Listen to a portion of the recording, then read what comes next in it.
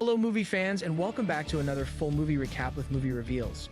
In today's video, we're going to give you a full play-by-play summary on the extremely thought-provoking sci-fi action movie called Lucy. If you like movies with a twist, then this one is certainly for you.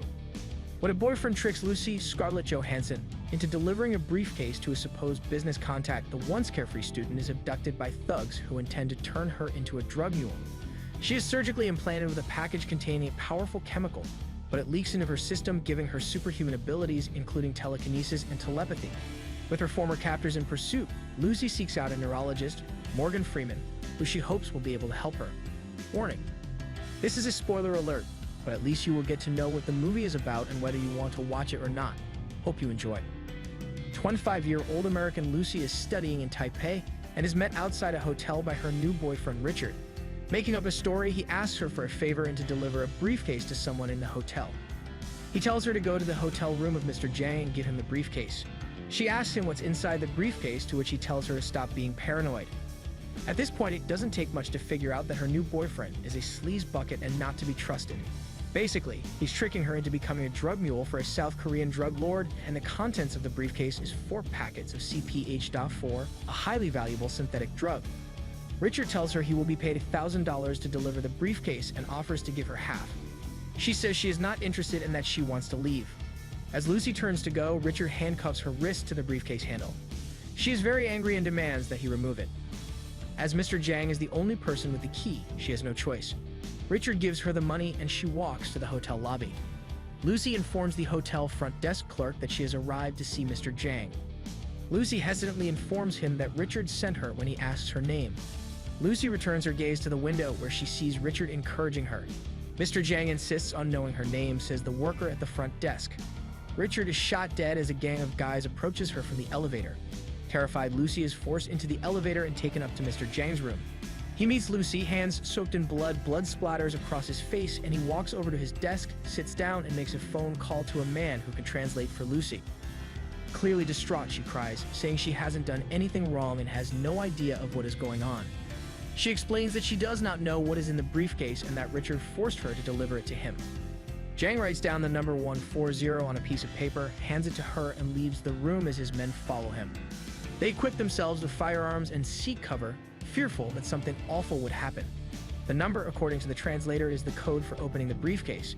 She opens the briefcase and describes the contents as 4 blue crystal-filled plastic bags.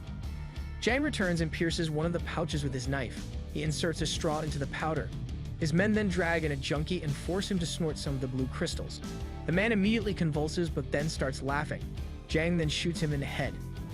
Jang then orders Lucy to do a job for him, but when she refuses, one of his men hits her hard in the face.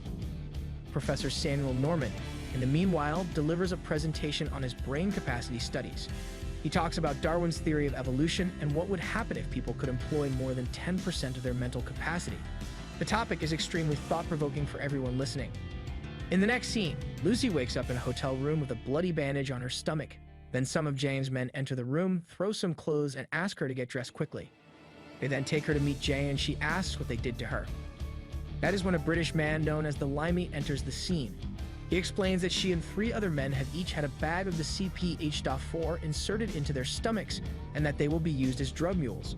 They are each given passports and air tickets and told that the drugs will be removed when they arrive. The Limey also warns them not to alert anyone of what has happened. Professor Samuel Norman continues his presentation at the same time.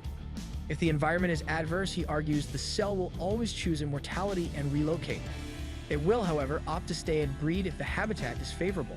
In the next scene, we see a Jang thug comes into the room where Lucy is being held captive. He puts his hand down the front of her blouse and makes lewd comments. After knocking her to the floor, he kicks her repeatedly in the stomach. She is in chains and cannot escape. Lucy notices her stomach is bleeding. The beating she took caused breaking the bag and releasing a large quantity of the drug into her system. She begins to convulse and thrash across the room and then strangely levitates to the wall and then the ceiling until she falls back down. Back during the lecture, the professor discusses how people might influence other humans and even matter if they could use more than 40% of their mental capacity. Then a student asks him what would happen if people could access 100%. After some deliberation, he answers that he has no idea. We cut back to Lucy, who opens her eyes, which are now bright blue, and she sits back on the chair. It would appear that the drug has given her enhanced physical and mental capabilities. The thug from earlier returns and Lucy smiles at him as she spreads her legs, seducing him. Thinking he is in luck, he puts his keys and his gun on the table. He moves towards her, leans over. Lucy grabs his belt, flips him over, and then pulls the table closer to grab his gun. Framed herself, she walks through the building while shooting the other thugs as they ate. She notices she has been shot, but removes the bullet without any pain. She eats the food before leaving. After walking through the building, she sees two taxi drivers outside. She shoots one in the leg and tells the other to take her to hospital. That is when Lucy realizes she has heightened senses, as she clearly hears people speaking outside the taxi. On arrival at the hospital, she is able to read the signs as easily as if they were in English. She enters an operating room where physicians are doing a procedure. Lucy examines the x-rays of the patient. She kills the man, claiming that they couldn't save him because the tumor in his spine had spread too far. She forces the doctors at gunpoint to remove the bag from her stomach. The doctor removes the pouch of drugs from Lucy's stomach. She tells him the bag contains CPH4. The doctor is surprised, telling her that this is something that pregnant women produce 6 weeks into their pregnancy as nutrients for the fetus. She acquires increasingly enhanced physical and mental capabilities, such as telepathy, telekinesis, mental time travel, and the ability not to feel pain. She also becomes ruthless and emotionless. Lucy returns to Mr. Jiang's hotel, kills his bodyguards, assaults him, and telepathically extracts the locations of the 3 remaining drug mules from his brain based on images of their passports and plane tickets. Lucy begins researching her condition and contacts scientist Samuel Norman, whose research may be the key to saving her. She approaches Norman to request a meeting after reading Norman's 6,734-page research on the human brain in a couple of seconds. She appears on his television and describes what she is going through now that her brain capacity has increased to 28%. Lucy describes the changes in her mind and body and says he is correct in his theory, as she is now able to control other people and matter. She says it seems that all things that make her human are fading away. The less human she feels, the more knowledge she has. After she tells him that she will be dead in 24 hours, she asks what she should do. Norman simply replies that she should pass the knowledge on to others. Lucy says she'll be at his door in 12 hours. She watches a description of herself on the television as the killer of the patient she shot in the hospital as she walks through the airport. Lucy has the ability to quickly change her appearance in order to escape being identified. She calls a French policeman, Captain Pierre Del Rio, to inform him of the other drug mules. An airport security dog approaches her and backs away as she looks into its eyes. As the mule arrives in Berlin, he is apprehended by the police, as are the others in Paris and Rome. Lucy resumes her brain studies after boarding the plane. She is asked to switch off her computer by the flight attendant. Without even looking at the woman, Lucy orders a glass of champagne and advises her to clean her bleeding nose. Lucy toasts to knowledge. She has reached 40% brain capacity. She sees her tooth at the bottom of the glass, and then she coughs 3 more teeth into her hand. Her skin starts to disintegrate, horrifying the passengers and flight attendants. Lucy runs to the bathroom, where her fingers begin to disintegrate. Her face starts to melt. She retrieves the rest of the CPH4 from her bag and frantically eats it. After the drug restores her back to normal, she passes out. Lucy awakens in a hospital ward, her brain working at 50% of its capability. She immediately sits up and gets dressed. Del Rio and his guys approach her as she walks away. The men fall asleep as she moves her hands. Lucy informs him that she requires his undivided attention. Del Rio assures her that the other parcels are secure with him. She walks away after responding that they would be safer in her care. One of James' henchmen, Jai, arrives at the hospital with more armed men to find the other mules. Del Rio looks apprehensively at Lucy as they sit in his police car listening to the police radio. Jai orders his men to find Lucy after being told that she has escaped with the drugs. Lucy drives Del Rio at high speed through the streets of Paris. Jai's men go to the hospital to remove the drug pouches from the mules. When Lucy and Del Rio arrive at the hospital, the thugs are shooting their way out to escape. Jai retrieves the pouches, stepping over the dead bodies on his way out to the passage. Lucy is standing there with Del Rio. Jai orders his men to kill her and to get the pouch. With her brain now functioning at 60%, she uses her mind power to create an invisible wall to prevent Jai from escaping with the briefcase full of drugs. The men's weapons levitate to the ceiling, and Lucy approaches them using her powers of levitation on them as well. Lucy snatches Jai's briefcase and immobilizes him. She offers Del Rio the briefcase and stuffs the last bag she took from the mule's body inside it.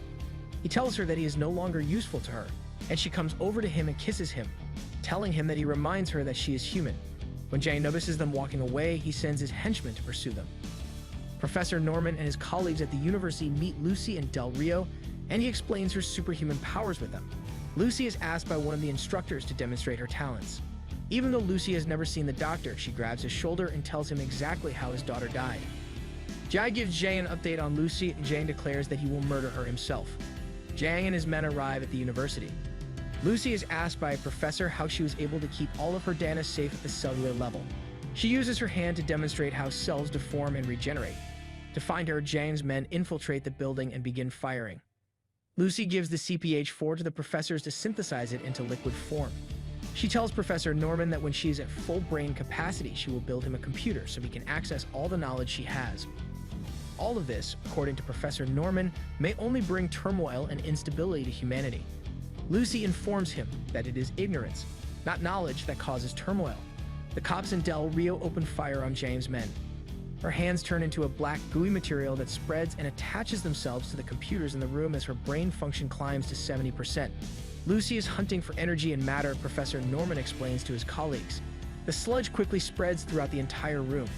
She manipulates matter, wiping everything in the room as her brain capacity climbs to 80%. In a white space, the lecturers now stand.